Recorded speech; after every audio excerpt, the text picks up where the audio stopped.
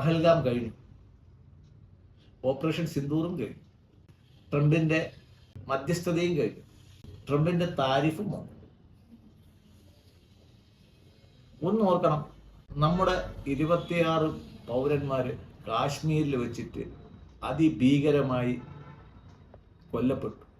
ഇപ്പോൾ എല്ലാ ജോലിക്കും അടിസ്ഥാന യോഗ്യതയായിട്ട് +2 ആണ് കണക്കാക്കിയിരിക്കുന്നത്. അതുകൊണ്ട് ഇതുവരെ +2 പാസ്സാകാൻ പറ്റാത്തവർക്ക് 6 മാസം കൊണ്ട് +2 എഴുതി പാസ്സാവും. കേരള ഗവൺമെൻറ്റും PSC അംഗീകരിച്ചാണ്. ഒറ്റ പരീക്ഷയേ ഉള്ളൂ.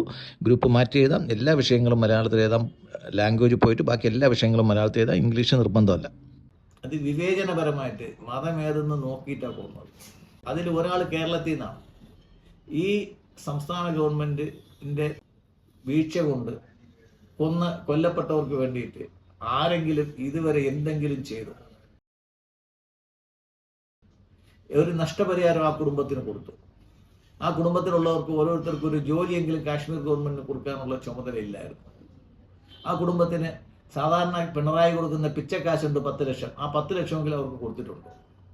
അവരുടെ എന്ത് നേടി? നമ്മൾ കോടിക്കണക്കിന് രൂപ ചിലവാക്കി വിമാനങ്ങൾ അയച്ചു, ആയിരക്കണക്കിന് കോടി രൂപ നമ്മൾ ചിലവാക്കി വിമാനങ്ങൾ അയച്ചു, ഒരുപാട് കാര്യങ്ങൾ ചെയ്തു. ഈ മരിച്ചുപോയവരുടെ കുടുംബത്തിന്റെ അവസ്ഥ എന്താണ്?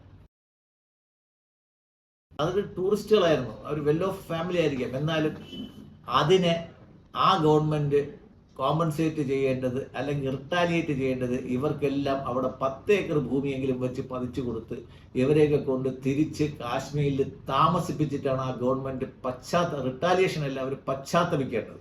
ഈ ജീവൻ നഷ്ടപ്പെട്ട ഓരോ കുടുംബത്തിനെയും കാശ്മീരിൽ പുനരധിവസിപ്പിക്കാൻ കാശ്മീർ സർക്കാരിന് ഒരു ബാധ്യതയുണ്ട്.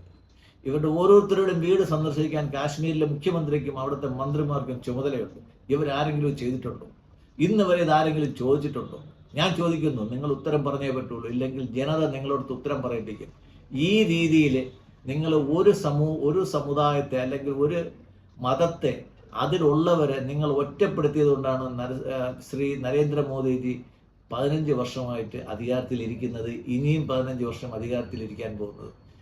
നമ്മൾ ഓർക്കണം, ഈ UDF ഗവൺമെന്റിന്റെ കഴിഞ്ഞ UPA ഗവൺമെന്റിന്റെ കാലത്ത് അതിന്റെ നട്ടൽ ആരൊക്കെയായിരുന്നു എന്ന് പറഞ്ഞാൽ സോണിയാഗാന്ധിയാണ്, ഗുലാം നബി ആസാദാണ്, മൻമോഹൻ സിംഗ് ആണ്, AK ആന്റണിയാണ്, ഓസ്കാർ ഫെർണാണ്ടസ് ആണ്, മാർഗരറ്റ് ആൽവേ ആയിരുന്നു, നമ്മുടെ ഗുജറാത്തിൽ നിന്നുള്ള അലൂമിനിയം പട്ടേൽ എന്ന് പറയപ്പെടുന്ന പട്ടേൽജി ആയിരുന്നു.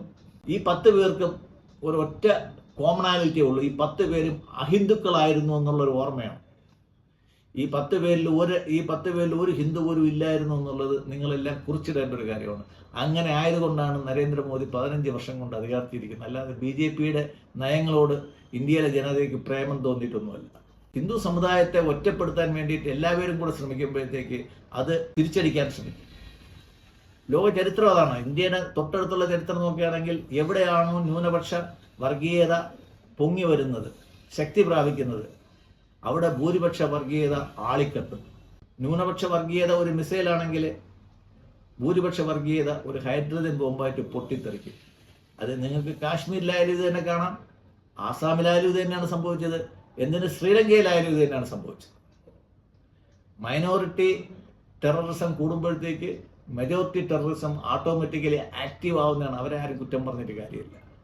JVP എന്തുകൊണ്ട് ശ്രീലങ്കയിൽ ശക്തി പ്രാപിച്ചു എന്ന് നിങ്ങൾ ആലോചിക്കണം. അതേ റീസൺ തന്നെയാണ് ഇന്ത്യയിൽ ശ്രീ നരേന്ദ്രമോദി അധികാരത്തിൽ വരാനുള്ള കാരണം. ഇനിയും നിങ്ങൾ മതേതരത്വം ഭരണഘടനയിൽ എഴുതി ചേർക്കാനുള്ള ഒരു സാധനമല്ല, അത് കൃത്യമായിട്ട് പരിപാലിക്കേണ്ട ഒരു കാര്യമാണ്. ഇനിയെങ്കിലും കാശ്മീരിൽ ജീവൻ നൽകപ്പെട്ട ബലിദാനികളായ ആ 26 കുടുംബങ്ങൾക്ക് വേണ്ടിയിട്ട് ഇതുവരെ ശബ്ദിക്കാത്തവർ ഇനിയെങ്കിലും ശബ്ദിച്ചു തുടങ്ങും എന്നുള്ള പ്രാർത്ഥനയോടെ ഞാൻ നിർത്തുന്നു. നന്ദി, നമസ്കാരം.